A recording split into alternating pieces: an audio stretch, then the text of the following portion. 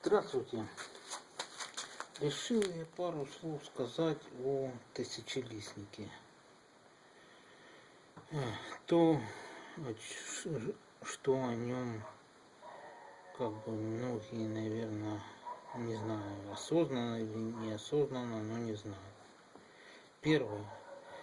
Для употребления в лечебных целях в принципе подходят все части тысячелистника, и листья, и соцветия.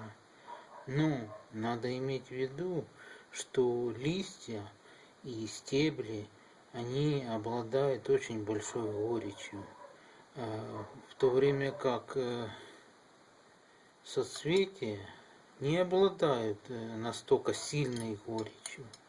Поэтому на практике для употребления в лечебных целях подходят только соцветия, а листья, может быть, вот эти вот, самая верхняя часть, и можно использовать,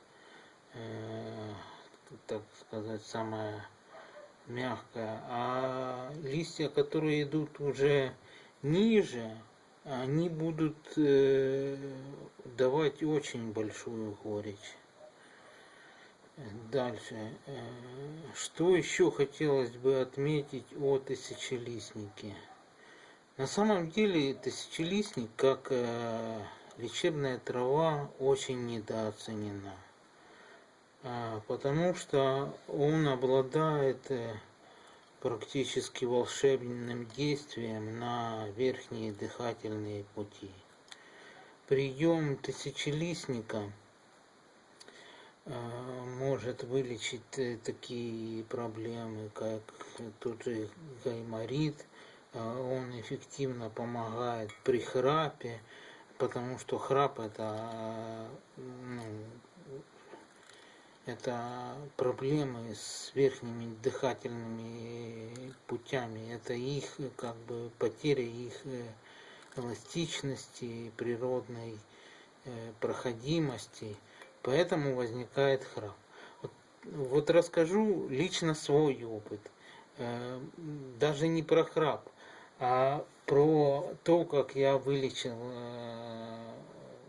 Была у меня такая проблема, у меня правая ноздря практически не дышала. То есть проходимость по ней воздуха была очень низкая. Когда я начал принимать тысячелистник, прошла где-то неделя, и у меня нос начал хорошо дышать. То есть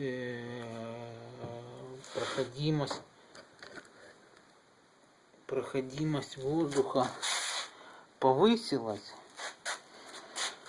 Также тысячелистник помогает от кишечных паразитов, помогает легкое, у него есть очень легкое тонизирующее свойство, подобно так, как вот от тоников, того же кофе, но намного более легкое. У тысячелистника вот это вот тонизирующее свойство совсем такое вот, как даже я не знаю сказать, такое легкое. Помогает тысячелистник опять-таки, при простудных заболеваниях, как средство, повышающее иммунитет.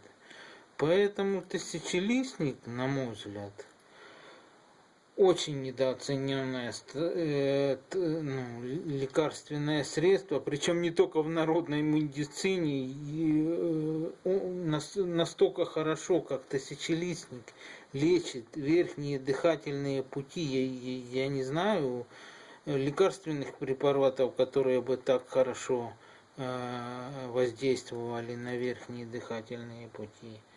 Просто почему-то как бы это, я, по крайней мере, не встречал вот такой вот информация о том, что вот тысячелистник в этих случаях помогает. Вот об этом я хотел сказать.